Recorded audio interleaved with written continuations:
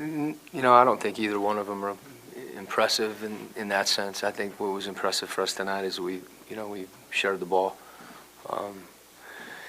It's the preseason, and teams, they're not approaching the preseason.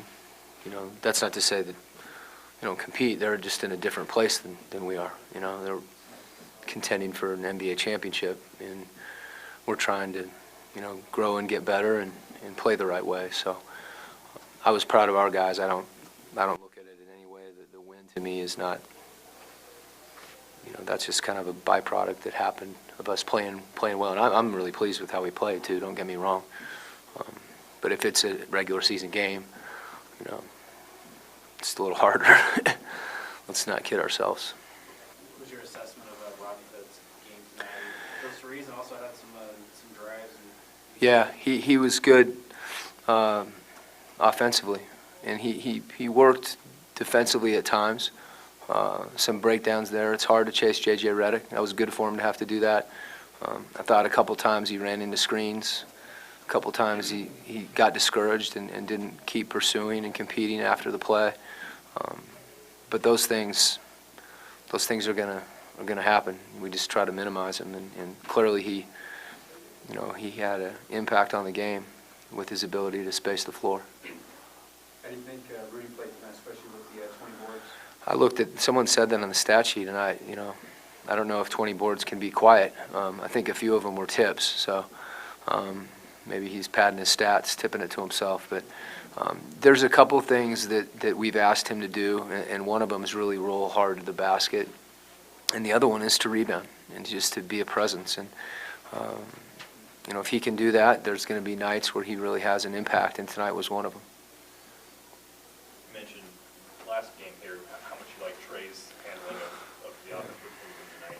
Well, same thing. I mean, just every time he plays that way, it becomes more of who he is, and that's what I would like to see continue to happen. Is that that becomes what I think there's some pride in the fact that people have said he wants to score, and yeah, I mean, I'm glad he wants to score, but he also knows how to run a team, and he's thinking about other people, and when he's thinking about his teammates and how to make them better and how to win, that's what he does. He wants to win.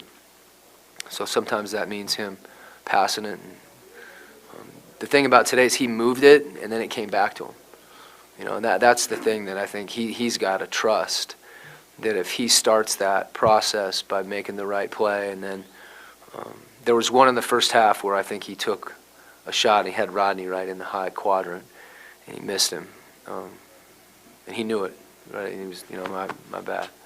So it didn't happen that often though, where he missed people. Coach, you had 14 threes your first two games. You had 30 tonight. Is that a good number for you? Like that? You guys asked me this before the game too, and my answer is the same. I like them when they're good shots, and if there's only 14 of them, if they're 14 good shots, we got a chance to hit a high percentage. Tonight, it's not like we were just jacking the ball up. I mean, the ball moved, and our spacing was good. I think it takes time to understand the importance of spacing. It just doesn't seem always for players like it's that big a deal. Whether you're 6 feet to your left, it's like, well, it's 6 feet. No, it's the difference between someone being able to see you, changing an angle on a closeout, and being able to drive again. It's just a huge thing. And tonight we were better spacing. And Ian and Rodney were two guys that can shoot the ball that we had playing too. So I'm not sure how many they took, but I know Rodney obviously had a good night from 3. 2 for 3, I guess. 3 for 4. I can't see. I'm at that age where I need glasses. Okay. Your big men took a lot of threes tonight as well. Favors even took one. Ennis and Trevor, of course. Is that something that we can expect throughout the season? I guess at times, if they're spaced in certain situations, it makes sense for them. If we go back and look at the long twos, and it's a foot further out, why would you not? I mean, I think we make too much of the idea that like it's all of a sudden that our bigs are shooting threes. Our bigs, Trevor's been a jump shooter, You know, he's just been a mid-range, not only, but he's been a mid-range jump shooter, and, you know, that just doesn't make as much sense. So, I mean, if, provided that he can make a three, you know, the last game, he actually backed up, like, to shoot one, because that's his habit, you know, is to space there. So it takes a little more recognition on his part to get there, and he's really been working on it. I mean, he's after practice every day shooting threes, and I want him to shoot him from the corner. That's the shot that I would like for him to hit, and tonight he had a few open from the top. You know, I think he's dangerous driving the ball from up on top, but if he can make a shot, that helps too.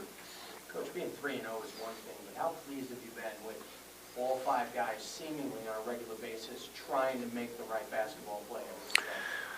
Yeah, I think the record, and you know, we want to win games during the year too, but I've just, you know, I really believe that our team needs to just learn how to play, and something like spacing, all the stuff we're talking about, guys not being a foot in front of the line, behind the line, pick and roll defense. There's so much youth, and I know I'm stating the obvious, but when you have guys that are 21, 22 years old, they haven't experienced like changing a pick and roll coverage.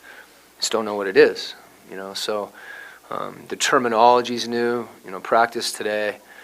You know, sometimes I wonder, there's so much coming at them, but I don't think that, you know, there's a fine line between throwing too much at them and having high expectations for them to improve. So I'm circling all the way back to the fact that what you said I really agree with, and that we played together, and that's a prerequisite. You know, we're talking about obvious unselfishness.